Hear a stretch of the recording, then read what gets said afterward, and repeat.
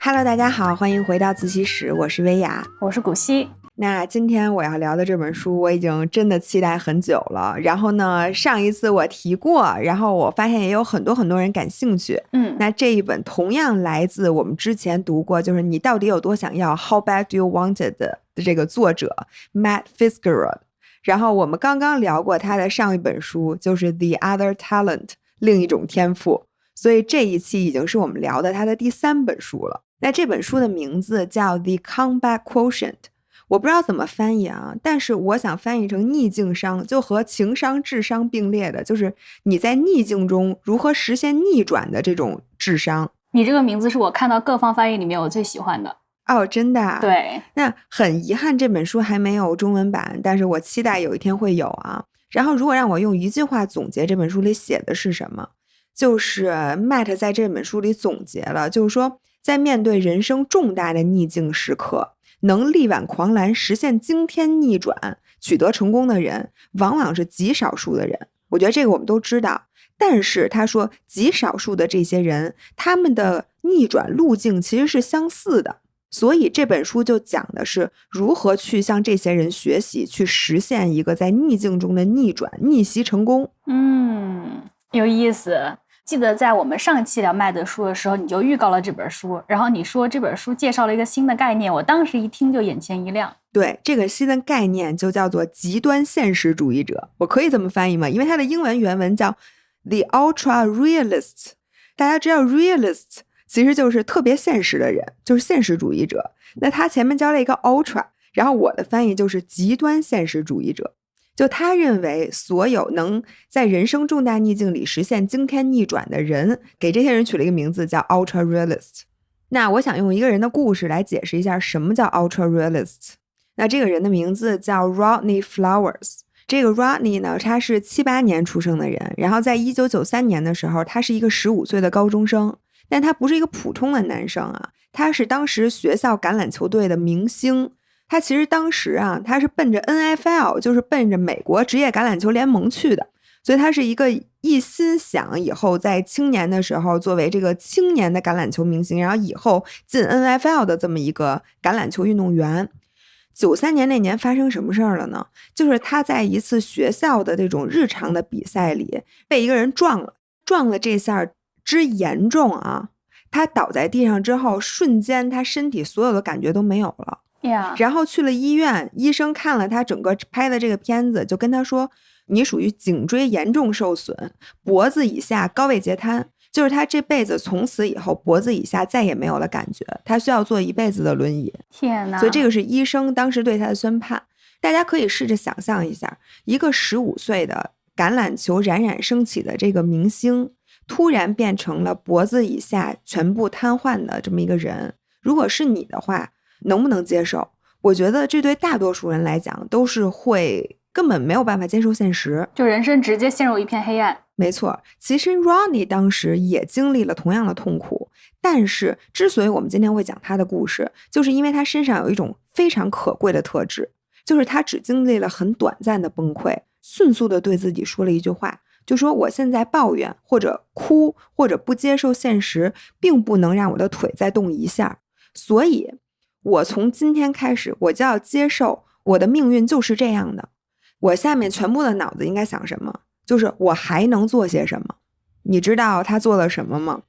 Rodney 开始了长达18年的反击，关键词18年。这18年他做了什么呢？他当时自己的描述啊，就是因为他现在是从脖子以下，大家想象一下，手指脚趾都是完全纹丝不动的，大夫说你就是根本不可能再感受到他们了，所以他说他每天盯着自己的脚趾，然后用意念去控制脚趾，就看我的脚趾到底有没有动。这一盯不是1天，不是1个月，盯了直到1年多，他突然发现自己的脚趾好像真的能受他的控制了，就脚趾突然间动了一下，然后他就开始从动1个脚趾到动2个脚趾到动5个脚趾，动完左脚到右脚，他发现哎，我的神经好像接上了一点点，就是我能让我的脚趾移动了。接下来呢，他就开始活动脚踝。大家知道吗？就在整个这个过程中，其实他不是一帆风顺的，因为他经历了无数次的并发症，然后无数次的失败，无数次站起来的时候摔倒啊，然后或者尝试走路的时候磨出血泡。故事的结局是什么？整整在轮椅上坐了18年以后， Rodney Flowers 这个被所有的医生判定终身瘫痪的人，在他33岁的时候重新站了起来。哇！所以他是15岁的时候高位截瘫，但是在33岁的时候重新站了起来，并且之后他不仅能走路了，他还成了一名顶级的这种 mental coach， 就是心理教练以及畅销书的作家。哇，然后还成了我们的同行，就是做了播客。哎，没错，然后大家可以搜一下，无论是 YouTube 还是播客里面都能找到，就是他写了2本书，然后并且他也做了一些励志的演讲。当时我就记得我看了一个他的采访的时候他说了一句话，英文是 I developed the attitude that whatever it took to regain my strength and ability would be exactly what I would dig down and give to the challenges ahead。 这句话有点长啊，我想翻译一下。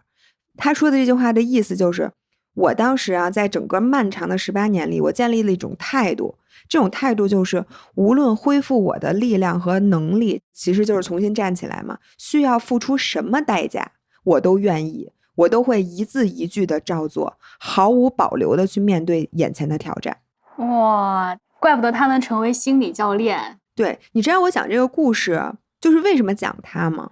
他的关键点不是在于他最后站起来了，而是中间的那18年。说18年这3个字只需要几秒钟，但是在现实中其实18年是6500多个日夜。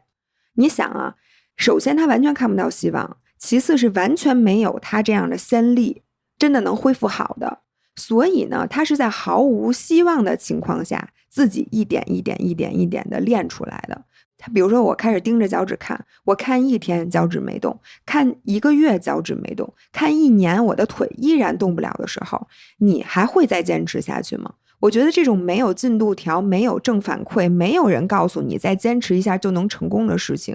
是很少有人还会像他一样继续去做事儿的。所以我觉得这个其实是我理解的普通人和极端现实主义者最本质的区别。普通人很有可能是我看到了希望，我必须要有这个正反馈，所以我才会去行动。但是 ultra realist 对他们来讲，希望和正反馈都不是必须的，他只做现在这个情况下他最该做的那件事儿。你让我想到了我们当时就是创业的时候老给自己打鸡血，就是说一个优秀的创业者和一个平庸的创业者之间的区别，就是平庸的创业者他会去相信他看见的，而一个优秀的创业者会去看见他相信的。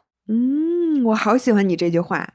平庸的创业者会相信他看见的，而一个优秀的创业者会看见他相信的。没错，就是很多时候你走这样一条筚路蓝缕的创业的路是没有多少范本可以给你参考，就像这个 Rodney 一样，那你都在轮椅上18年了，对吧？谁知道你还能不能站起来呢？此生你还有没有希望呢？这个时候你只能去看见你相信的。对，所以我想对实现惊天逆转的这个极端现实主义者有一个概括，他们其实就是那种不管拿到什么烂牌都能首先接受这个烂牌，并且能拿这个牌去打出王炸的人。然后我觉得这其实不是说这个人的特质，它是一种思维方式。因为作者说所有这些 comeback champions 他们都遵循同一套心理路径。那下面一个部分我们就要分析一下这个极端现实主义者他们的心理路径到底是什么样的。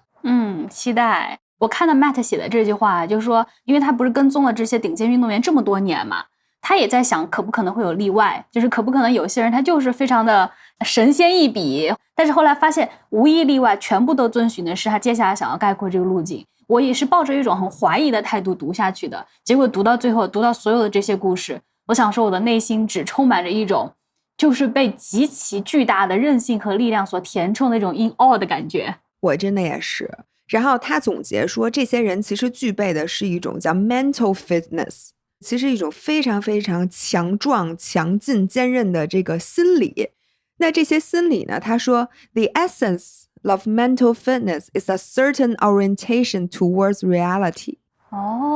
所以就是他们拥有的这种心理路径其实是他们面对现实的一种方式，一种 orientation。 所以我们现在要重新梳理一下，就是这些极端现实者他们和现实的关系和我们有什么不一样。第二部分我们进入了极端现实者的心理路径是什么样的，然后总结成3部曲，他们是叫接受现实、拥抱现实和行动。 accept、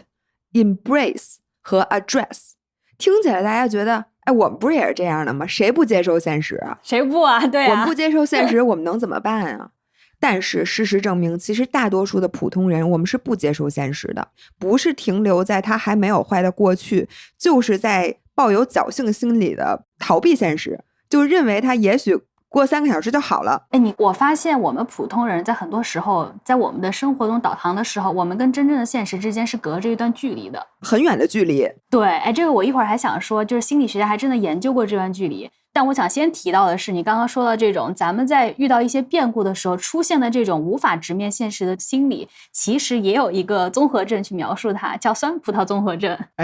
它也叫酸葡萄。对，这个跟我们文化相通了啊。作者去定义这种行为，就是去假装自己不想要那些得不到的东西，其实就是吃不到葡萄说葡萄酸。作者说这是一种典型的回避现实的行为，其实主要是源于我们内心的恐惧与懒惰，或者其实是为了进行自我防御。然后他就举了一些例子啊，比如说一些业余的运动员发现自己怎么都无法达到顶尖的竞技水平，他就会去宣称，我追求的是那种纯粹的原始饮食，或者我追求的是赤足跑，我要去与地面去接触，所以我根本就不是来追求名次的。而且他们还因此去指责那些使用主流方法来成功的人，因为他必须要找到他的那个 tribe， 他的那个部落，然后在里面去找到自己的那种心理安抚，所以这也是他们不接受现实的一种表现。对，这其实就是酸葡萄综合症的其中一种体现。第二个例子呢，是说当时波士顿马拉松不是提高了那个报名的门槛嘛，大家都知道波马的那个达标，在你的年龄段能跑进某一个时间，你才能甚至去报名，能拿到这个 BQ 的。对，在提升这个门槛的时候，一些被筛下去的无法达标的选手就会说，你们这种追求达标提升门槛的行为是在毁掉运动，是形成了一种精英主义陷阱。所以就是我拿不到，所以我就说你这样就是要毁掉跑步。对，你毁掉了跑步的大众乐趣，你毁掉怎么样。照理来说，退一步讲，每个人在自己的赛道上，你去报适合你的比赛，你都可以享受到跑步的乐趣，对吧？其实是因为他自己没进入到波马那个门槛，他就会去指责波马。然后还有第三点，就是说一些精英运动员在被对手击败的时候，他因为自己不能去接受这个现实，不能接受自己就这么被击败了，他就会私下跟别的人说，我打赌他们肯定吃药了，因为他必须要创造这样的一种现实，自己的自尊心才能被保护。那总结下来，普通人对现实的不接受有以下这几种表现。第一种就是一直在想，如果我没有失业就好了，如果我考得更高，就如果我之前再好好复习就好了。另外一种呢，就像你说的酸葡萄，他考得高，我觉得这教育体制有问题，他比我跑得快，他肯定吃药了。对，这个是你的说的酸葡萄。还有一种就是假装没事发生，这个体现在比如说你现在已经受伤了，你现在膝盖有点隐隐作痛，但是你每天还在加大训练量，抱着一种侥幸心理，就觉得我的伤应该没事儿，我就假装我没有受伤。所以呢，普通人对现实经常是恐惧、逃避或者假装，还有伪造。对，我先讲几个故事啊，就是极端现实主义者他们是怎么接受现实的。第一个故事来自于一个肯尼亚的跑步名将，他叫 Jeffrey。 那在2016年的半程马拉松的世锦赛上啊，Jeffrey 在发令枪响后的第1秒就直接重重的摔倒在了起跑线。当时是什么情况啊？大家想象一下，几百名穿着这个钉鞋的这种顶尖运动员，发令枪一响，大家就直接冲出去了。所以当他摔倒的时候，就像千军万马一样，这些运动员就直接从他身上踩了过去，并且呢，他当时其实是很有希望夺冠的。并且呢，这场比赛非常的特殊，因为他是在英国比的，并且他当时最大的竞争对手是莫法拉。对，莫法拉是英国的长跑名将，他叫 Sir Mo。 对，莫爵士，大家说的，毕竟是莫爵士的主场，所以全场都非常的期待他在主场夺冠。那 Jeffrey 要去追赶他心里就会憋着一股气，就是我作为后来者，我就是想要在这场把你给斩下马下，但是没有想到他第1秒就摔了，所以摔得特别的丢脸。并且他摔了以后，大家如果看那个视频发现他摔了没法马上起来，因为他背上他的脑袋上全是其他的选手，人家还没跑完呢，所以等他能起来的时候，人家都已经跑出好远去了。大家想，这可是半马的世锦赛，所以这个顶尖选手之间的差距真的就是那几秒，所以当你落后了好多秒的时候，你想再夺冠基本上就不可能了嘛。所以我觉得大多数人在他真正站起来之后，发现前面就是竞争对手 Sir Mo 已经跑得看不见人影的时候，第一可能会退赛，就会觉得那今天我肯定不行了。第二种呢，可能会一边跑一边在心里想着，哎呀，我刚才要没摔倒就好了，我怎么摔了呢？就会陷入这种懊悔的情绪。但是Jeffrey 做了什么？首先，他基本上在1毫秒之内就极其冷静地接受了我已经摔了，我落后了7秒，我身上有多处被钉鞋踩的擦伤，并且我前面有几百个我需要绕过去的人行障碍物。因为你知道一场世锦赛是好几百个运动员参加的， 0.1毫秒就接触了这个全部的事实，并且立刻做出了追击的这个反应。于是他就像一个这个毫无表情的超车机器一样，一个一个的这样超。最后的结局是什么？他实现了逆转，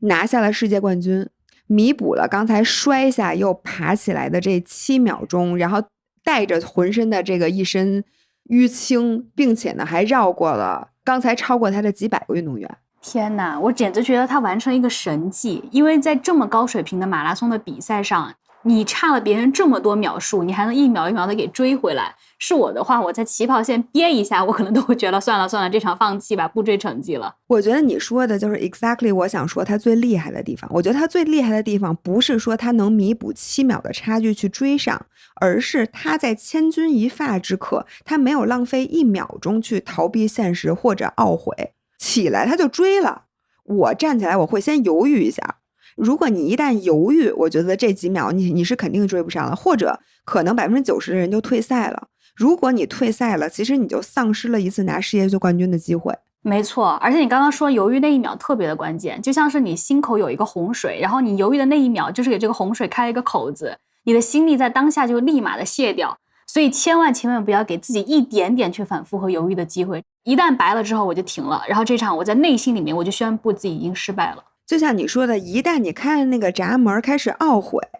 带着懊悔去跑的话，你肯定是跑不好的。因为懊悔和犹豫的这些负面情绪其实是非常非常消耗能量的。那和他相似的还有一个故事，我想说的，这是肯尼亚的另一个名将叫基普鲁托，不是前2天破那个世界纪录那个跑2小时0 21秒的那个基普鲁托，是另一个基普鲁托也是出现在2018年的钻石联赛的苏黎世站，是3000米的障碍赛。然后在比赛刚刚进行了1分钟24秒的时候，基普鲁托左脚的钉鞋被后面的选手踩掉了。接下来将近7分钟里，他要光着一只脚，首先跨越28个大家知道巨大的那种实木的跨栏，还要单脚跳那个1米多深的水坑，因为它是障碍赛嘛。然后大家想，那个塑胶跑道表面的那种粗糙颗粒，其实对光着脚的你来讲就像一张巨大的砂纸，你会在这个砂纸上跑7分钟，并且你其实是想拿世界冠军的。你想人家都穿2只鞋，你穿1只鞋，但是你还想拿世界冠军，我觉得普通人肯定会退赛。但是他做了什么？基普鲁托低头看了一眼他光着的脚，一点都没有减速，也没有向教练打手势，他就直接接受了我要穿着1只鞋跑的这个现实。他做了什么调整呢？他稍微往左边倾斜了一下，因为他现在的其实左腿比右腿短。对，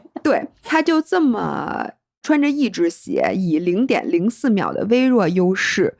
夺得了当时的世界冠军。哇，还真给他赢了。对，天哪。我想说的是，我在看这个案例的时候在想，就是对于这种夺冠特别有渴望的人，他们会不会把脑子去给我当下所处的这些东西的一部分的处理器，他就给先关掉了，这是他们的一种面对现实的方式。对，然后我仍然觉得，其实对刚才这2个例子最难能可贵的，不是说他穿着1只鞋得了世界冠军，或者他逆转了7秒拿了世界冠军，而是他没有花一丝一毫的力气去犹豫一下我到底跑还是不跑。因为刚才那个半马你可能还有1秒钟，这个3000米障碍赛真的是，你想它是以 0.04 秒的微弱优势，这意味着你连犹豫半秒你都来不及了。这就说明极端现实主义者他们接受现实是啪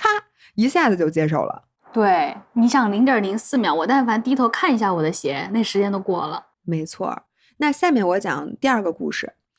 2014年的铁三世锦赛 Kona 世锦赛，澳大利亚有一个名将叫 Miranda Carfrae， 他当时呢是最炙手可热的夺冠热门，他是上一届的这个冠军，并且是他当时是世界纪录的保持者，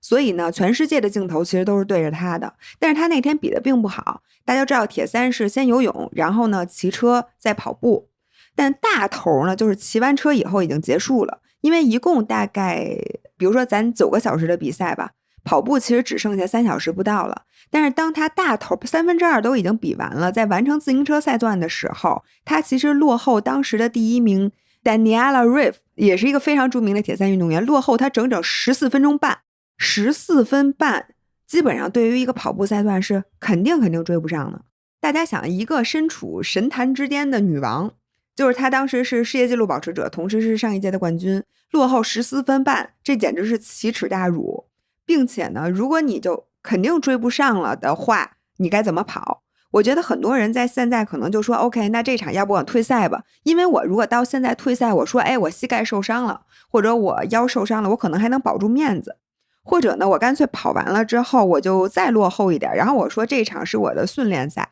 我本来就没有想卫冕。我觉得大家可能在这个时候就会开始给自己找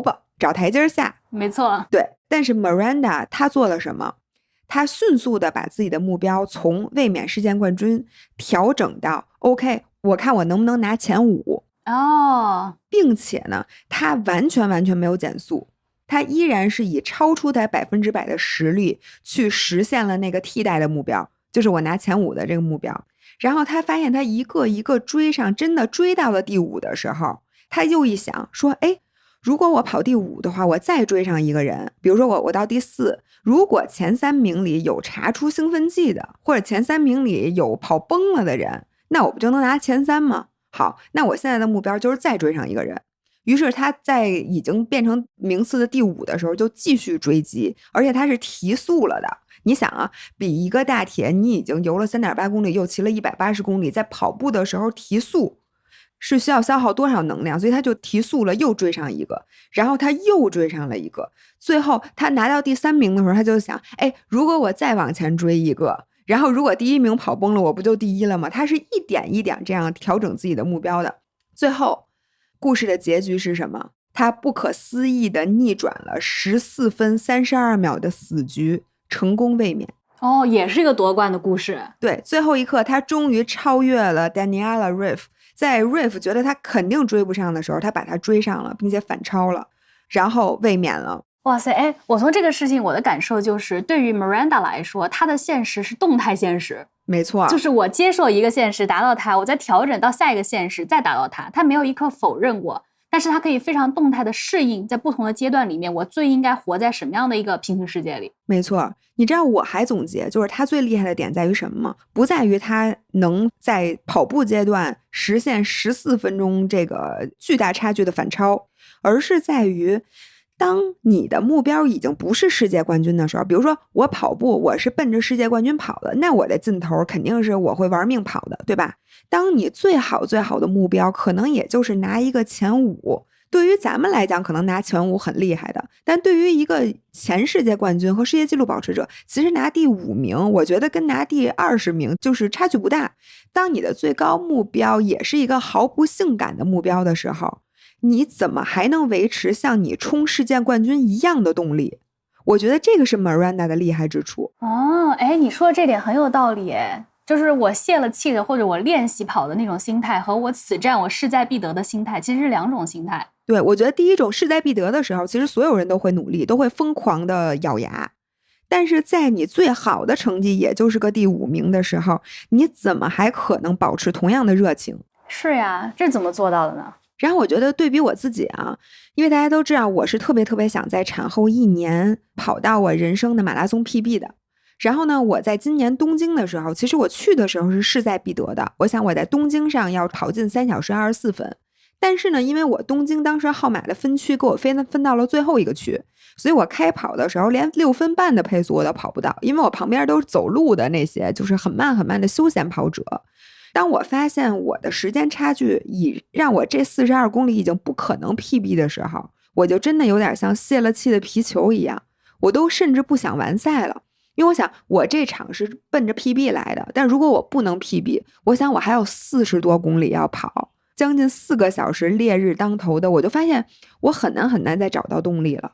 所以我现在回想起来，其实我当时在心里还是没有立刻去接受这个现实的。我在跑在后悔与憧憬当中，后悔是后悔，哎呀，我当时怎么没看看我号码牌呢？怎么没看看分区呢？等等等等。还有一种就是啊，我多希望我现在还保持着440的配速跑在第一个分区啊，我多希望在东京马拉松卫冕。所以我是活在后悔与憧憬当中。但是我觉得在那个时段，比如说我前面跑6分半，当我一旦能跑开的时候，我再继续跑回440的配速，哪怕我的最好成绩可能今天连330都进不去，那我330进不去，我跑331，你还能维持这样的动力，我觉得是非常非常难的。对，哎，我这么一听真是，但没关系，现在你读了这本书，我相信下一次再遇到跑崩的情况，你能立马调整，重新接受现实了。对，那我想再总结一下，就是普通人和极端现实主义者的区别的第一点就是是否能接受现实。其实普通人是很难真正接受现实的，有一种人会恐慌，我把这个糟糕的局面视为我完全无法接受，就我不能接受现实。另一种不接受现实的情况呢，其实它是灾难化思维，就是他把实际的情况夸大了，在本来其实还有希望的时候认定无可挽回了，所以这个时候你也会放弃。还有一种就是否认，就比如说像运动员试图淡化我现在的伤病，假装它根本不存在。极端现实主义者是怎么做的？首先我特别喜欢的一句话叫他们不浪费任何时间和精力去希望事情没有发生，发生就是发生了，发生了咱就按发生了去过。对，这个也是我看完这本书写在日记里的一句话。我希望张维雅，你以后当这个灾难已经发生的时候，请你不要浪费任何时间去希望事情还没有发生。掷地有声。对，那他们会怎么做呢？第一，他们有1秒钟杀死过去的那个狠劲儿，啪一下就接受现实了。上一秒你还要得冠军，下一秒你斜掉了 OK 我接受，上一秒你还要得世界冠军，这一秒我摔了 OK 我接受。所以这是他们第一个厉害之处。第二，他们毫不留情的去待在现实里面，就是 OK 眼前的这个烂摊子现在就是我的全部了，我要用这个烂摊子去打一手好牌。第三，他们能在支离破碎的现实里继续行动。这就像我刚才第3个人说的 Miranda， 如果争不了冠军我争前5，如果争不了前5我争前10，但是我会继续行动，保持同样的热情。所以我总结一下，就是杀死过去，活在现在，创造未来。没错，因为我们在这儿说极端主义者的这种心理路径的第一步是接受现实，然后我在这儿想补充一下为什么接受现实这么的重要。然后我看到书里面就介绍了，是一个英国的神经科学家叫 Carl Friston， 他提了2个理论，这2个理论我都特喜欢，我也想给大家介绍一下。第一个叫大脑是预测模型而不是反应机器。怎么讲？就是说传统观点都觉得咱们的大脑是一个我先接受了信息，然后我再做出相应的反应，这样一种机制。但其实它的这个预测理论就是说，我们的大脑会不断的先去生成关于未来的一种预测的图景，来去引导我们行动。然后我们的感官，比如说像视觉、听觉这种感官，其实本质上它是触角，它是帮我们去检测现实和预测之间的那个误差的。也就是说，我的大脑先发出了预测，然后这个现实发生了，然后我通过触摸、视觉、感受、疼痛，所有这些东西来去告诉我大脑你预测的准不准。所以其实我们的大脑是一个预测的一个引擎，这一点其实在后面去研究神经网络的时候还反复的在被提起，也就是人是怎么活在这儿去看这个世界的。我们是通过一次又一次、一次又一次非常快速的去预测，来去建立我们在这个世界中的这样的一种位置的。所以就是说，你其实快不快乐、幸不幸福和绝对的现实没有关系，只和你的预期是什么有关系。对，是你的大脑的这个预测模型和实际的现实之间那个误差有多大有多小，这个其实决定了你的快乐啊、幸福啊、情绪啊，所有这些东西。然后第二个概念呢叫自由能，它其实本来是一个数学概念，指的就是我们刚刚说到的我们的大脑发出的预期和实际的这个现实之间的那个差距，它叫自由能。然后 Friston 就说，他认为所有生命系统的核心目标都是要去最小化这个自由能，也就是最小化那个差距，缩小我们在预测和现实之间的那个鸿沟。那为什么这些顶尖的运动员啊，他们都能够有那种1秒钟杀死过去，然后直接面对现实的这样的一种能力，这种所谓的天赋和神迹呢？是因为它其实最小化自由能本质上是我们作为生物，我们在生物学上的一种最优解，就是它其实反而是顺应人性、顺应我们的这个生物性的。因为所有的生命它都依赖于不断的将我们自身和现实来进行调教。你想想，如果说你的这个差距越大，你是不是感受到摩擦力就会越大，你会觉得越来越痛苦，你会觉得迷茫，是因为你想象的东西和你实际得到的东西是完全两个版本，你在这个过程中你找不到你中间这样的一个位置。但是啊，这些极端的现实主义者，他们就完全的生物性的去遵循他们大脑底层的这个生物逻辑，也就是消除了对现实的抵触，最小化了自由能，从而把他们全部的能量只用来去解决问题。我能不能这么理解？比如说啊，我们的大脑的预期都是一样的，我们都是预期我在跑步过程中鞋不会掉的，然后夸叽一下我鞋掉了。那普通人呢，我这个机器啊调得很慢，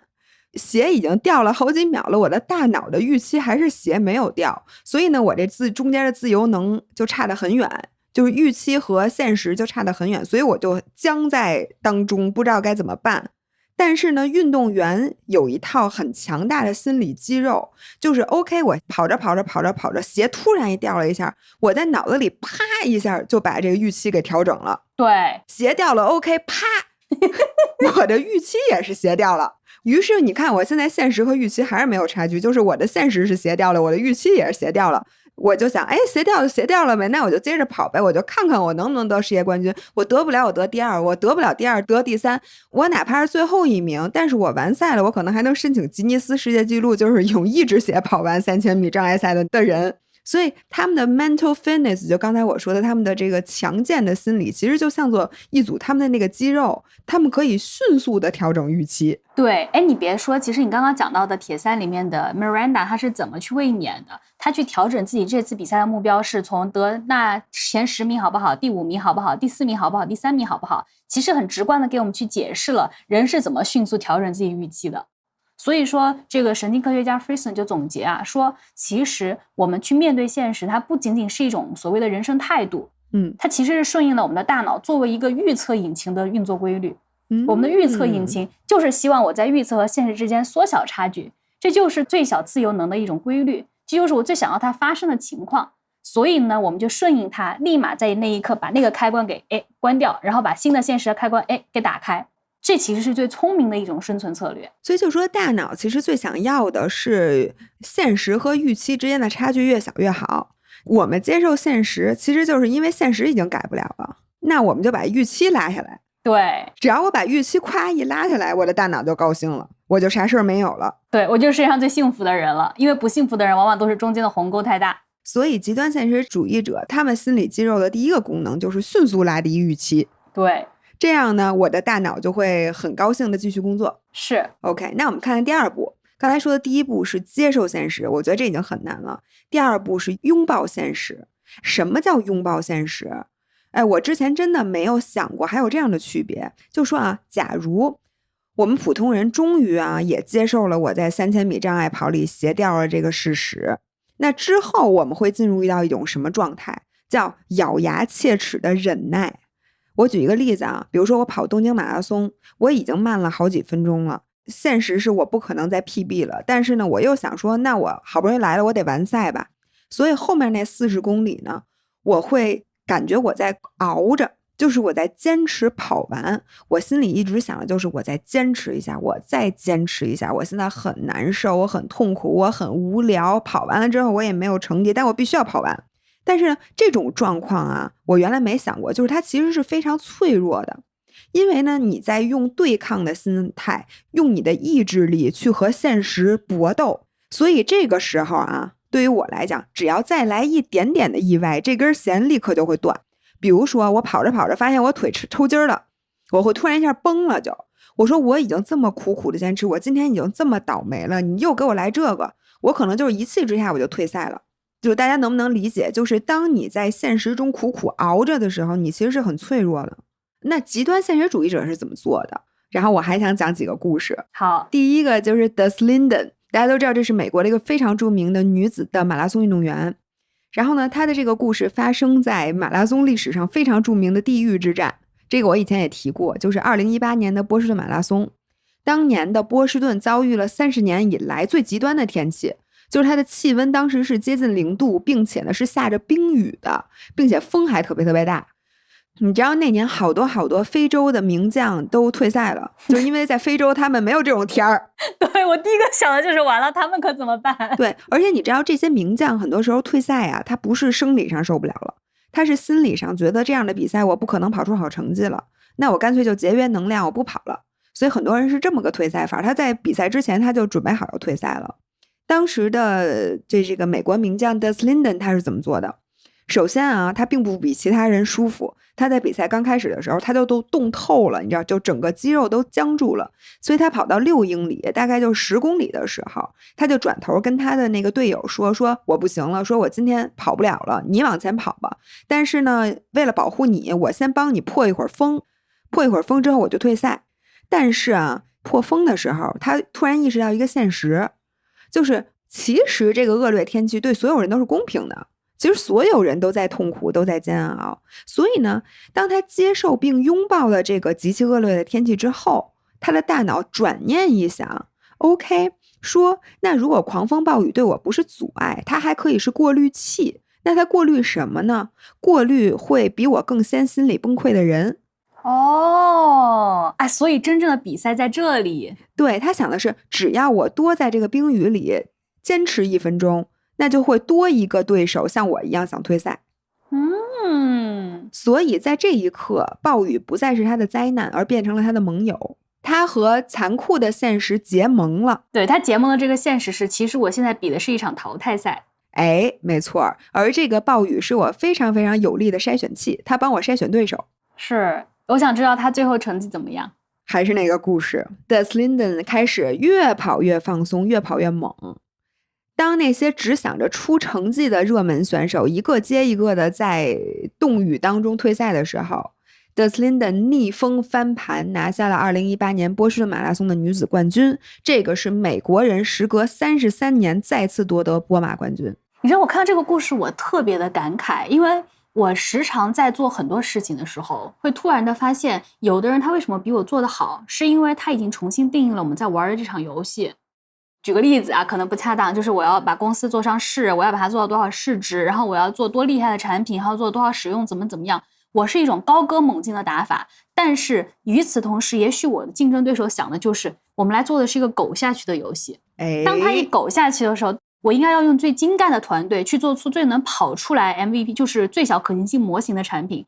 结果没有想到，在别的人大肆扩张的时候，他们做苟下去的模型，一旦遇到政策上的大风浪，或者一旦遇到一些外部的不可及的，比如说地缘政治危险啊，或者这些，他们那些苟下去的人就赢了。没错。所以这个就是你预判到了，你嗅到了，你看到了新的现实来了的时候，你立马换了一种玩游戏的玩法。你就知道我不玩你那一套大张旗鼓的，我只玩我现在就像 Des Linden 一样，我玩的是淘汰赛，我玩的是我要在冰雨中坚持。没错。所以我再总结一下，就是他的拥抱现实和我们的不拥抱现实的区别在哪儿？如果同样是冰雨啊，你已经接受了 OK， 那今天我就赶上这么一个恶劣的天气，但是我心里想的仍然是哎呀，我要取得好成绩。但是你的肌肉，你整个的，你就是跑不到那么好的成绩，你其实是在现实和理想之间撕扯，动用你全部的意志力，想着我坚持，我坚持，我努力，我努力。其实这个就是你的心理弹性不够的一种表现。而 Des Linden 1秒就切换到 OK， 那我今天不求最好成绩了，我只求多熬死一个竞争对手。那我不是在顶着暴风雨去跑步，而是暴风雨现在是我的盟友，他要帮我把对手都逼死。所以这个就是他完完全全的去拥抱现实的做法。那我下面插一个小插曲啊，就是刚才我说了2018年的波马女子冠军是 Des Linden， 那2018年的波马男子冠军就是我之前提到过很多次的日本最强公务员川内优辉。所以这场暴风雨筛选出了2个最具有心理韧性的人，2只小强。然后我之前给大家讲过我为什么喜欢川内优辉。川内优辉所有取得就是最好成绩那几次比赛都是条件特别恶劣的，条件不恶劣的时候他跑不过那些非洲选手的，但是只要遇到极端天气他就能夺冠。为啥呢？你知道他这个2018年是咋跑的吗？首先当他知道是这个冰雨，因为提前几天他就有天气预报了嘛，他想的是 OK， 艳阳高照的时候我跑不过非洲选手，这下冰雨我的优势来了。于是他在起跑的时候以那种自杀式的速度，就特别特别快的，他就冲到了第一集团，然后开始领跑。他其实是在玩一场心理战，他会让这些非洲选手看着他说，哎，这个人怎么今天状态那么好啊？在极端的冰雨状态下，如果我跟着川内优辉的这个配速跑，我肯定是跑不到终点的。所以很多人第一就选择不跟了，第二呢就选择退赛了，就觉得哎呦，你看人家的状态没受影响，我的状态受影响了，那我今天肯定拿不了冠军了，那我就不比了。所以他就靠这个把对手的意志力都榨干了。在这个被认为是完全出不了成绩的地狱天气里，他击败了所有那种比他最大摄氧量啊，比他的战绩更优势的这些大神，成了1987年以来第一个赢得波士顿马拉松的日本跑者。哇！所以我最后总结一下，我觉得普通人，当你接受现实之后，如果你仍然认为这个现实是不理想的，那你就只能苦苦的去熬过它。而极端现实主义者，他们是那些在痛苦里能尝出回甘的人，并且当你已经在痛苦里尝到了甜头，你就不需要动用意志力去对抗它，而是让这个新的现实成为你的盟友。我觉得这个就叫做拥抱现实。那我最后还想再给大家讲一个 Rob 的故事。这个 Rob 是美国的越野跑大神。2018年的时候，他刚做完这个膝盖手术，所以他是完全不能跑步的。作为一个靠腿吃饭的顶尖跑者，如果不能跑步的话，这对于很多人来讲是一个毁灭性的打击。并且呢，他其实是在8个月之后是有一场168公里的一个比赛的。然后呢，如果是普通人就觉得那比赛我肯定比不了了，我就算了。但 Rob 是怎么想的？他想的是 OK， 我想为了100英里的比赛做准备，但是我又不能跑步，那我能干点啥？他想到了骑车。于是呢，他拿出了他们家的山地自行车，开始疯狂的骑车。因为骑车首先你能锻炼心肺，其次是其实你骑车如果是爬坡的话，它和越野跑上坡时候动用的肌肉其实是差不多的。在当年的8月份，他直接去参加了那个莱德维尔100英里越野山地自行车赛。请注意啊，山地自行车并不是他的主项，但是在当时1644名参赛者中，他拿到了第14名。哦，很优秀。对，他就直接杀进了顶尖选手的行列，并且最可爱的是，仅仅7天之后，他回到了同一个地方，站上了莱德维尔100英里越野跑的起跑线，并且拿到了冠军。哦，所以他骑车是去看路线的是吧？所以你知道吗？他虽说完全没有办法跑步，但是第一，他可以靠骑车来锻炼心肺；第二，可以靠骑车来锻炼上坡的肌肉；第三，可以骑车去勘探地形。因为这2个比赛它基本是在同一片山，它的那个路线或者什么是一样的。所以我觉得拥抱现实与不拥抱现实就在于你是不是在这个现实里熬着，还是你已经在这现实里看到了这个现实给你带来的好处。对，而且在这个情况下你还不消耗你的意志力。没错，我觉得这个是什么叫拥抱现实。那第3步，什么叫采取行动，叫 address。 然后我想先上一个基普乔格的例子。我觉得这个例子大多数人其实都是知道的，这也是基普乔格最出名的例子之一。这就是发生在2015年的柏林马拉松比赛。鸣枪响了之后，基普乔格跑了出去，在跑到不到6英里，也就是10公里不到的地方，基普乔格的跑鞋，它的那个里边的那个鞋垫啊，跑出来了一半，耷拉在外边，就好像你的那个脚后跟有一个鞋舌，一直在那耷拉着。跑过步的人都知道，你鞋里进个沙子，你跑42公里，脚都会磨得血肉模糊，更何况是整个鞋垫已经脱出来了一半。所以呢，他的左脚当时很快就磨出了很严重的水泡，然后他的那个大脚趾有一个很深的伤口。你就想象，就你的一只脚在跑步的时候是浸在自己的血水里，就是你每一步真的十指连心，你想过那种疼，就是那种钻心的疼。并且啊，他还不是我们跑步，他要以每公里不到3分钟的配速跑30多公里，那个时候才10公里啊，也就是说3万多步都是钻心的疼。并且他可是要拿世界冠军的，朋友们，他可不是完赛就行。你想，我觉得大多数人遇到这种情况，我觉得退赛是理所应当的，没有人会责怪他的。因为你的这个跑鞋，你要是蹲下来再把鞋垫，因为它又不像是鞋带儿，你得把鞋脱下来，把鞋垫往里面放好，再把鞋穿上，再系好鞋带，再去追赶，那肯定是拿不了世界冠军的。你有几个选择，第一就是退赛，要不就这么跑，要不就停下来调整。然后他选择了这3种情况下的第3种，就是继续这么跑。然后故事的结局其实都是知道的，他在忍受着剧痛的情况下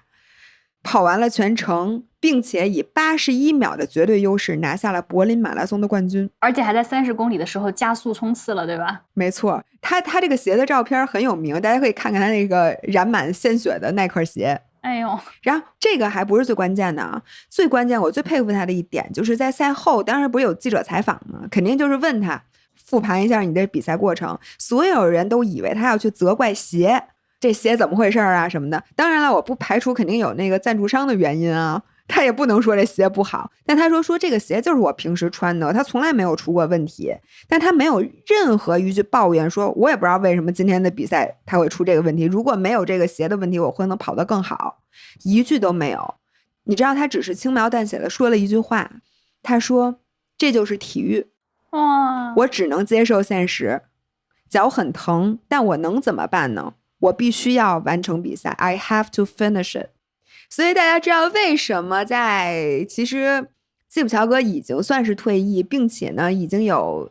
2个人破2，并且有4个人跑得比他的最好成绩快的时候，我还如此的喜欢基普乔格吗？因为我觉得他真的不光只有这个成绩，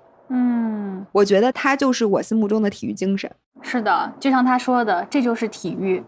基普乔格就是体育。对，或者说他说这就是体育，其实我觉得这也就是人生，这就是人生，我只能接受现实。但是我很开心的是，我觉得基普乔格这个名字成为了在体育界的一个我觉得非常重磅的一种文化的传承。就比如说像 Matt 在写书的时候，他在第1章就说了，他问了很多的人，你具备什么样的一种心理的韧性和强悍能力，你知道他们用那个形容词叫基普乔格水平啊，就说如果你有这样的一个 Kipchoge level 的水平，就说明你是一个心理韧性极度强韧的最顶尖的那一小撮人，所以它已经成为了一种形容词，对，它成为一种标尺和形容词。我觉得我们是被基普乔格激励的一代跑者，非常的幸运。对，所以这个就是基普乔格水平的采取行动。那接下来我还要讲一个我在越野跑界的我最喜欢的人，他叫做 Courtney Dauwalter 大姐大，不是书里边的例子啊，是我自己加的。大家很多人不知道他在2017年的有一个100英里的越野比赛里面发生了什么。我觉得这个故事非常夸张啊。当时 Courtney 当时他是绝对的这种顶尖选手啊，他也一直领先，然后他跑到就100英里的比赛，就是168公里，他跑到第88英里的时候，突然遭遇了那个叫角膜水肿，开始是视线开始模糊，然后突然一下就是什么都看不见了，他的眼前就是一片白雾，这个人完全失明了。然后这个时候呢，距离终点还有将近20公里的山路啊，山路就是大家都知道极其复杂的，就是我睁着眼睛都各种摔的那种山路。如果这个时候是我们在深山老林里跑着越野跑，突然瞎了，你肯定就只能退赛了。但你知道 Courtney 是怎么 address 现实的吗？他有一个 pacer， 他当时的那个陪跑员，他跟他说，这样我告诉你啊，我现在什么都看不见，接下来的12英里你就跑在我的正前方，距离我就是1步，我就跟着你，然后如果前面有石头你就说石头，如果前面有坑你就说坑，我只能靠听你的脚步声，看你鞋底那一点点反光来判断，就他能看见那么一点点前面那个人影，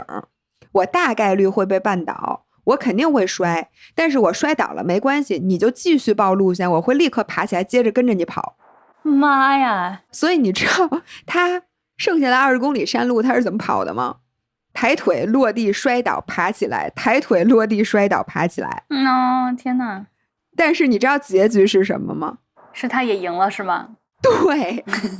他瞎着跑完了20公里，拿下了这场比赛的冠军，简直不可思议。我是今天第一次完整的听完大姐大在这场比赛的故事，我现在特别能理解他为什么能成为你的偶像了。对，我觉得有一些这些故事，当然不是说我们如果角膜水肿了，我也必须得完赛，必须得拿冠军，我觉得完全不是这个意思。我只是有的时候，我每次想到他的故事，我就想到我到底在抱怨些什么。我能理解。所以呢，这个就是基普乔格和大姐大版本的如何面对现实，采取行动。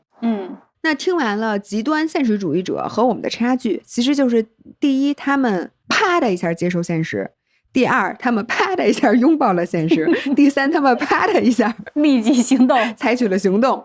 但我们仍然可能会觉得，就是说，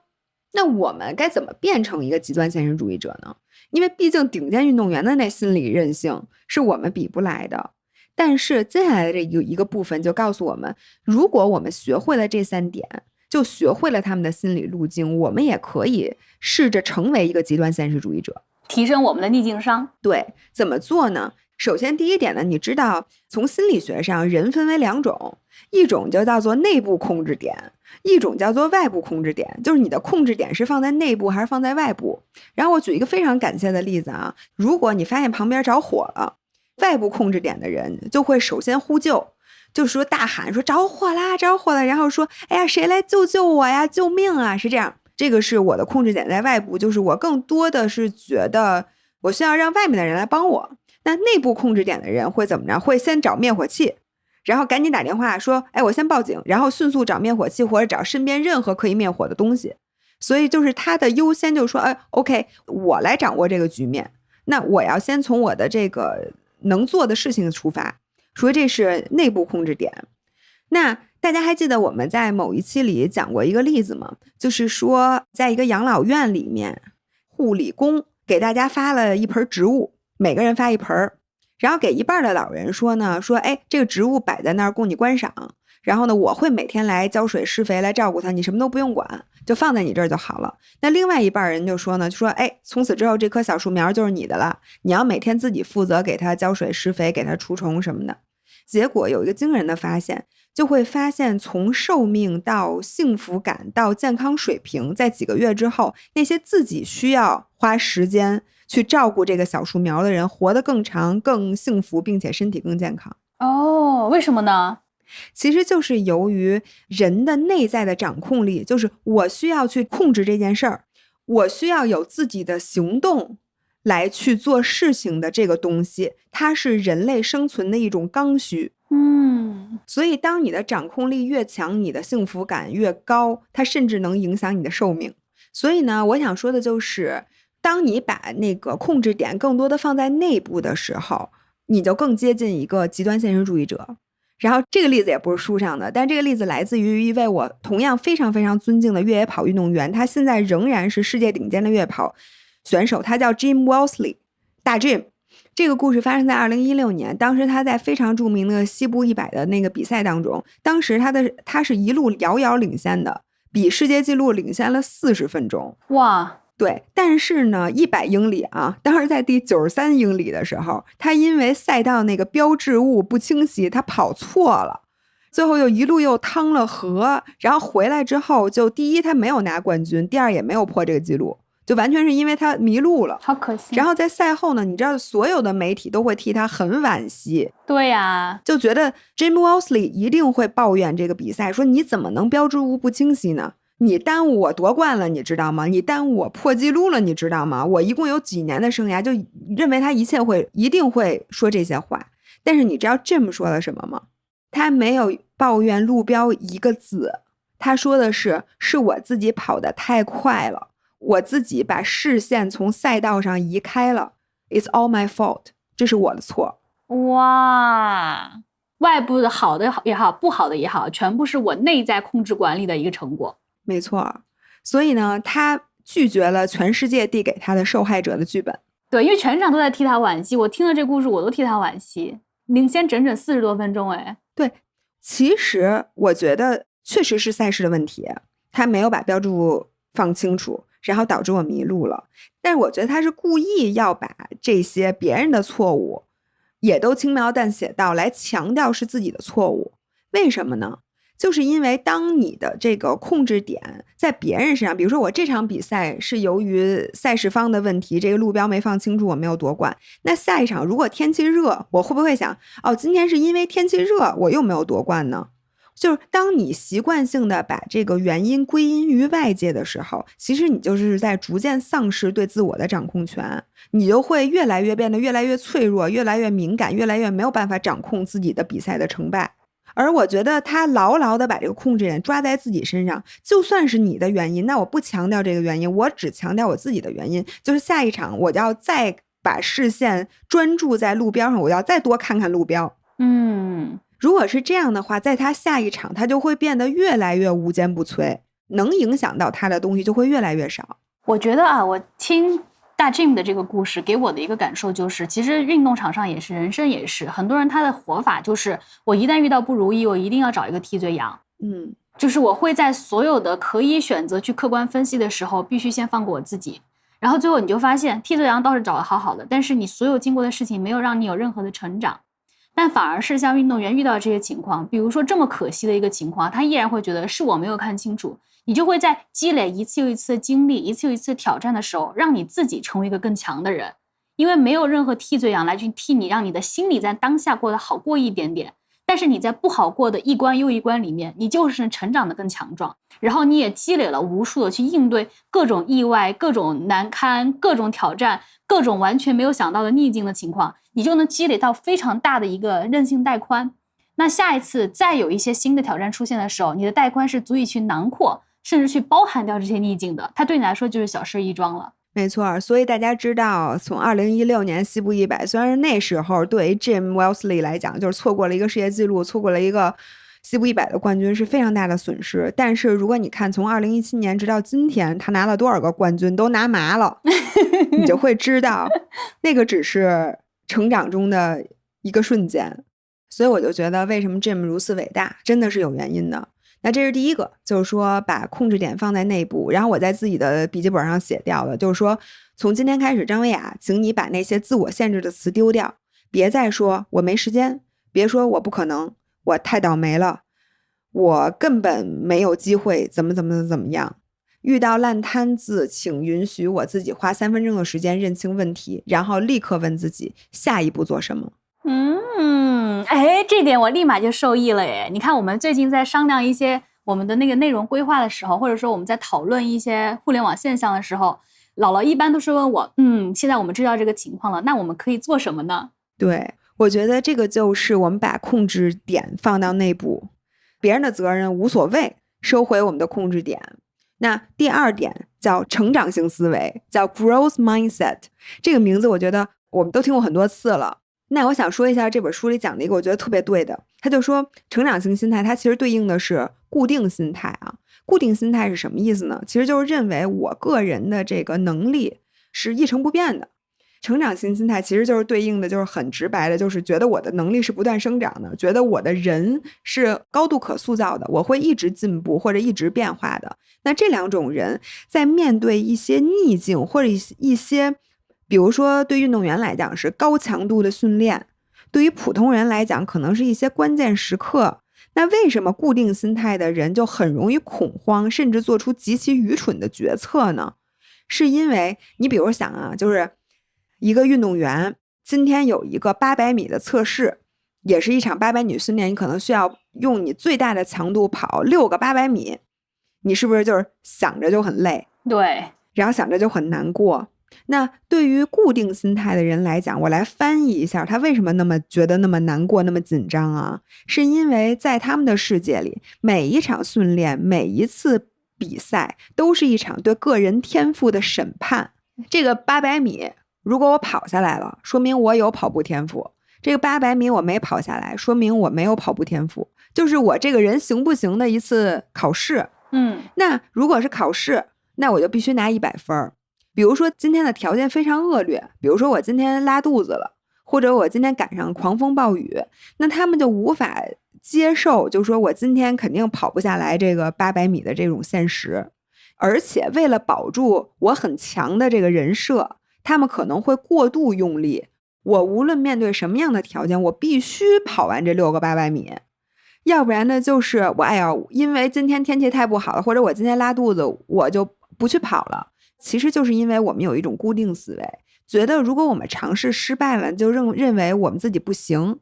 不相信自己是可以通过一次又一次失败成长的。没错，所以我们有的时候宁可就是放弃，也不愿接受一个60分。因为放弃我们可以安慰自己，因为我没尝试，所以不能证明我能力不行。这其实是一种非常脆弱的和懦弱的自我保护。但是成长型心态呢，其实就是所有的挑战都是为了锻炼我们的能力。比如说今天6个800米，我跑发现，哎，我只能跑4个，没关系，那我今天能跑4个，我明天就能跑5个，我3周以后我就能跑6个，所以都没关系。那我有压力的时候，我就可以练应对压力的能力；有伤病的时候，我就练接受现实的能力。所以其实成长型心态，它就是剥离了对完美结果和人设的这种绑架。哎，你这让我想起了我特别喜欢的一句话，就叫 "Failure is a muscle"。失败是一种肌肉。对，失败是一种肌肉，所以你一定要照着你这块肌肉去练。那如果你不暴露在失败里面，你就永远没有机会去训练这块肌肉，你就没有变强的那一天。而且你知道，你刚刚你说一句话是剥离对完美结果的道德绑架。我要讲一个非常新鲜的一个故事，就是昨天我刚刚考完了科目1，但是你知道，因为我最近时间日程安排的太爆炸了，然后别人跟我说这个科目1是靠突击，我没有想到最后我的突击就只剩1天的时间来给我突击这事儿。更没有想到的是，我那一天我在上海出差，结果我晚上我急性肠胃炎了。天哪！我本来时间就已经压缩到1天了，结果那一天的前一晚还急性肠胃炎。我虽然没到要去医院啊，临时去挂急诊，但是我那一整个通宵都没有睡。第2天我又从上海折腾回了杭州，所以我就只压缩到还要3小时来去准备第2天一早的科目1。所以我在准备的这个过程中，我大多时候我整个人就是一种行尸走肉的状态，就是感觉记东西记不到脑子里面去。我跟你说，我做的那几套模拟题我没有一次上90，因为90是过的那个线嘛。就是我所有的模拟题我没有一次上90。然后我第2天一早我还是去了那个考场，我当时坐在那儿，我人也是有点混混沌沌，我就觉得我坐那儿我就是个笑话。你看到周围的人都很认真的感觉，应该也是学了很久。我坐那儿，我人也不好，我肚子也不舒服，我头也晕，我又通宵又没睡。而且我从来没有过，就是我模拟考都没过，我这来干嘛来了？对，我坐那儿，我真觉得自己是个笑话。我就在想，我怎么准备成这样，我就来考试了。以及我也会责怪我自己，你怎么安排来安排去，最后给自己这么点时间？为什么最近这么忙，你居然还要来安排考一个驾照？我在这儿大概这样想了5分钟之后，我对我自己说，不行，如果再以这样的心态，我今天就绝对完犊子了。然后我就坐下来深吸了几口气，我对自己说，没事儿，我今天来的目标其实就是熟悉考场。我就当今天我来踩个牌，行不行？然后呢，我也告诉我自己，为什么叫我要剥离对完美结果的道德绑架？咱们今天不用要想着一次过，挂了也不丢人。我们不擅长开车没关系，我们不擅长记这东西也没关系。无论如何，起码我身体这么不舒服，还硬着头皮半死不活的出现了。我觉得这个就应该给自己鼓个掌。这 failure is a muscle， 我今天就来锻炼我考驾照失败的 failure， 我失败的这个 muscle。 对，我来看一看我到底要补考多少次我能成功，我这个 muscle 我要练多少次我能给它练成 success。 结果我真的没有想到，你知道我昨天为什么这么激动？我昨天考完了，你看我在群里面那么的兴奋，就是因为我最后居然考了满分就我都觉得不敢相信。就是我觉得我说的心态和最后考的满分之间没有因果关系，但我想说是我那个时候确实放过自己了。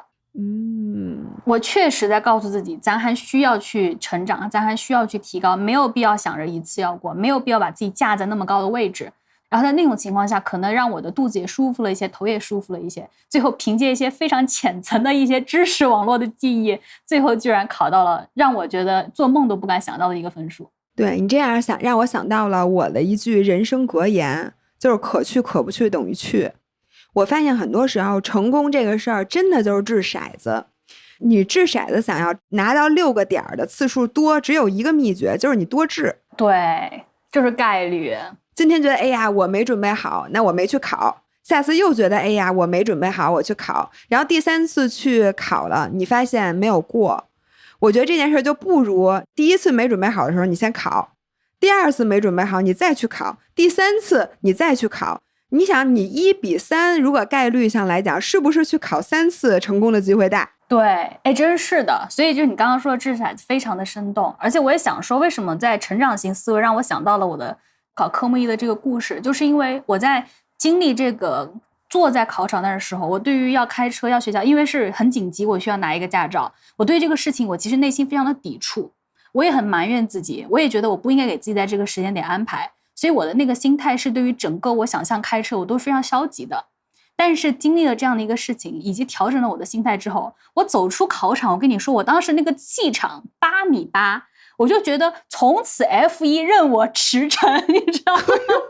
就是我一下子大家最近上路小心啊！对，有一个古师傅要上路了。就是所以我那时候其实我也会被我自己能够对一个事情的认知发生这么惊天的改变，其实我也有点惊到。它其实只来自于一点点小小的尝试而已，就能让我对我自己自我认知。我之前我觉得我这辈子绝对不可能开车，张薇娅当时怀着5个月的孕，我都让她从上海到杭州来给我当司机，我都能干出这个事儿。再也不会了是吧，古师傅？对，我当时我都能干出这种事儿的人，所以我根本没有想到我会去成为一个司机。到现在，因为这样一点小转变，也许你觉得你自己现在对很多事情的认知是僵化了，不妨松动一点点小的螺丝钉，你就能成为一个拥有成长型心态的人。没错，其实第3个特质我不想展开了，它叫保持积极与感恩。然后我觉得这个因为我们在很多期里都提到了，所以我现在就不展开了，但是很重要这一点。对，这3个 tips 其实就是如何帮助我们去成为一个极端现实主义者。第一，内部控制点；第二，成长型心态；第三，保持积极与感恩。然后我想，因为我们讲的每个故事都是拿了冠军，我觉得听上去好像就是一种剧本感非常的强。但是其实 Matt 在写书的时候自己也说了，我们看向这些伟大的运动员的时候，我们看到的也可能存在着幸存者偏差的这样的一个案例。是的，更多的这些运动员，那些没有拿到冠军的人，那些想要去够月亮最后星星也没有够到的人，他们是什么样的情况呢？然后 Matt 就说了几个故事，我觉得其实最后他讲的这几个 comeback 失败的人是更深的打动了我的。然后 Matt 给这4个故事取了一个名字叫你也许最后并没有得到你想要的。第一个呢，他讲的是 Greg， 叫 Greg Welch， 他是99年 Kona 比赛，就是铁三的 Kona 比赛。你知道他当时在比赛的过程中心率飙到了320，我很难想象这是一个人类的心跳。我还去查了一下，就是人怎么可能把心率飙到320？也就是说，在那个时候，其实他已经不存在心房去控制，他就属于乱颤了。房颤。对，那个时候的心跳是不泵血的，非常的危险。但是他的心率飙到320的时候，他依然硬撑着完赛了。铁人3项哦，大铁哦，心率到320的时候哦，他完赛了。然后在比赛结束之后，他被诊断为室性心动过速，然后他经历了4次心脏手术。但这个故事的结局是他从此再也回不了职业铁三了。第二个故事叫 Kara Gosher， 她是一个世界级的女子马拉松选手，31岁怀孕，然后产后复出。她当时复出的时候也是看上去就是感觉什么都做好了准备，也做对了。比如说她当时为了复出换了教练，但她还搬到了博尔德，就当时是为了比赛的训练地，而且她还换了赞助商，而且还同时在做心理咨询。这结果你知道她最后接受采访的时候说，我不是因为想跑而跑，我为了给我的职业生涯一个交代，这样的一个目标而跑。很遗憾的是，这个目标永远没有来。我没有等到那个目标。对，我没有等到，所以就遗憾了，就失败了。然后第3个故事呢，叫 Matt Dixon， 这个也叫 Matt， 他也是就是游泳运动员出身。我们知道很多游泳运动员出身的转铁三，然后他在玩铁三的时候，因为过度训练造成了慢性疲劳。他觉得当时这种慢性疲劳是我休养之后，我从生理上其实我完全是可以卷土重来的。但是那个时候他的心理上就出了问题，因为他每想到我要复出，我要重来，我要回到铁三赛场，他就出现了生理的不适，就是心理问题引发了生理的不适。所以这个故事的结尾也是他最后再也回不去了，也没有回去了。然后第4个故事呢，我想稍微的展开一点啊。我刚刚前面说听上去非常的遗憾，但我为什么还是要讲这4个 comeback 失败的人？我们来听听第4个人，他叫 Saul Raisin。在06年的时候，他在法国，他是一个环法选手。在第1赛段的时候，当时他的那个时速是接近40英里的冲刺，结果他发生了严重的摔车。他当时是不仅多处骨折，而且还遭受了严重的脑损伤，当场他就陷入了深度的昏迷。医生当时就断言说他应该是随时会死亡，会离世。但是这样的一个环法选手，他有惊人的意志，后来他苏醒了，而且在苏醒的14天之后，就能够在没有任何的外部辅助的情况下站立。然后他在出院了之后不久，就开始了室内在那个骑行台上去训练，而且是能挥汗如雨，就是能心率飙升的那种训练。但是啊，很不幸的是，即使这么的努力，即使这个故事的剧本那么的接近我们前面讲到的这些故事，他的职业生涯也很快的终结了。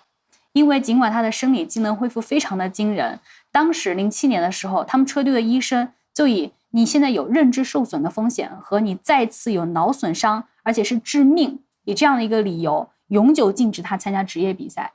因为他其实还是身体比普通人更脆弱，所以他如果再经历一次摔车，他可能就小命就没了，所以就不让他参赛了。对，而且因为你想环法的比赛，如果你有脑损伤，而且你发生过这样的问题，还有潜在的医学，你其实会影响别人，你对别人来说也是一种生命威胁。是的，是的。所以当时是永久禁止他参加了职业比赛，相当于他当时就失去了一个职业运动员的身份。最后他试图去写自传，销量又不佳，他后来婚姻又破裂了，又去尝试去转型成铁人3项运动员，然后他当时比铁三那个成绩也非常的一般。后来他接受采访的时候就说，我似乎在那段时间好像永远都没有办法摆脱我失去了我职业单车梦的哀伤。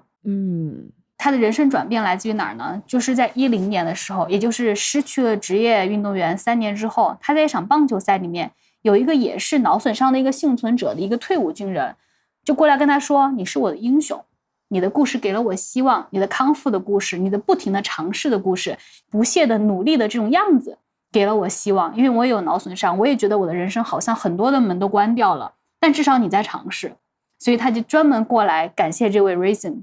这个就让 Racing 意识到了说，好像我的价值不是说 Racing cyclist， 就是 Racing 是一个职业单车手，而是 Racing 脑损伤幸存者。他在那一刻把他脑中对自我的认知，对身处的这个现实的认知，通过对方对他的一种感谢给彻底的给扭转了。所以后来呢，他就跟同样也遭受过脑损伤的另外一个奇迹生还的女生叫 Lindsay 结婚，而且还生了孩子。然后他就试图去打零工，然后去当那种候补的那种代课老师，闲暇的时候跑跑步做家务，然后为了弥补家用也去当那种电影的群演的演员，去社区去做志愿者，然后也去帮助了很多其他的脑损伤的患者。然后 Matt 写他的这个故事写到这儿，就说他并不是一个所谓的伟大的运动员，英雄回归，然后创造人生的奇迹，成为了畅销书作家，然后又开了一档自己的播客，这样的一个路径，这个我们很熟悉，对吧？他就是成为了一个平凡的充实的一个人，然后在自己新的那个认知，就是 Racing 脑损伤幸存者这样的一个身份里面，在这个社会发光发热，并且得到了自己的幸福，找到了新的爱人，成立了自己的家庭。所以他就对 Matt 说采访他的时候还对 Matt 说 Why me？ 为什么偏偏是我？为什么发生事故的偏偏是我？为什么发生这些事情然后被驱逐出职业自行车手圈的是我？这个问题我真的问了好多好多年，但最后我其实开始问我自己的是 Why not me？ 凭什么不是我呢？为什么不是我呢？我靠，我听得都快哭了啊！从 Why me 到 Why not me？ 对， Why not me？ 凭什么不是我？为什么不是我？所以呢 Matt 在讲完这个故事的时候，他的书的最后一句话就是说 For the ultra realist， 就是对于那些极端的现实主义者， comebacks never fail， 逆境回来这个事情，这种举动它是永远不会失败的，因为逆境逆转这个意义是你自己去定义的，是你去看待你怎么从生活里面站起来，怎么样去手上去做事情，怎么样去抓回你自己的幸福，这个才叫 comeback。 不一定是每一个 comeback 故事都是你要站在世界之巅重新成为冠军，然后被人讴歌，然后被所有的人敬仰，不一定每个故事都是要以这样的方式去收尾。所以他前面讲到的那3个所谓的 comeback 失败的人，其实他们都能在自己的人生里面继续去过下去，他只是没有了我们所谓的英雄叙事，但他仍然是在普通人里面，在一个自己的人生的赛道上，一个属于自己的一个英雄。我特别喜欢你这个故事。然后我前一阵儿也发生了一个事儿，就是我和我一个朋友，我们俩其实一起跑过国外的那个马拉松比赛。当时那个比赛呢是轮椅选手先出发之后我们才出发，但是呢很多轮椅选手他有点慢，所以呢我们就会追上很多轮椅的选手。然后当时我们俩一起跑的时候，我就指向一个轮椅选手，我就说，如果我经历这些，我肯定是这样的人，我肯定还要参赛。然后呢当时我那个朋友就说呸，我说我觉得这没什么好呸的，我觉得这就是我。然后呢前2天他来我们家，然后呢我们小区里有一个老先生，他是那个坐轮椅的，但是他在那个每天他都会从轮椅上站起来，然后在后面推着轮椅练走路。然后呢我那天就跟他说，我说你看，我说这就是我，但是你知道吗？我前一阵儿好久没看见那老先生，因为他每天都在我们家楼底下晒太阳嘛，好久好久没看见他了。然后我就想，我说这不会有什么事儿吧？你知道，我就心里老人嘛，我就很担心我再也见不到他了。然后就昨天天儿特别好，我下楼看见，发现他坐在轮椅上，他旁边放了一个盘子，那个盘子里面有一盘烙的特别好的华夫饼，然后上面还放着草莓、蓝莓，然后右边摆着一个那种特漂亮的咖啡杯。他就左手端着那盘子，右手举着那咖啡，坐在那个轮椅上，然后见到我说啊加油，然后跟我挥挥手。然后我就问他，我说你怎么今儿不走路了？他说啊走不了了，云淡风轻的一句话。但是呢，我在跑过去的时候，我心里说这就是我，因为我觉得人不是永远可以跑马拉松的。然后呢，如果我遭遇不幸的话，我也不一定能坐着就是成为轮椅选手去站上波马的赛道，我也不一定是那个能推着自己的轮椅练习走路的老太太，我也不一定是那个还能出门端着咖啡和华夫饼坐在路边给别人加油的那个老人。但我一定是在我现在的这一手烂牌的情况下，我一定会在我那个现实里顶到天花板。我希望我永远做那个在我现在能有的现实下顶到天花板的那个人。哦，天哪，这段我好感动呀，说的太好了。所以我觉得你达到什么样的绝对结果其实并不重要，重要的是那股劲儿。是，重要的是我们不要卸掉心中的那个洪水。是的。然后最后我想说，就是法国的一个哲学家萨特，他说了一句话的，叫 Freedom is what we do with what is done to us。 自由就是我们如何应对那些发生在我们身上的事儿。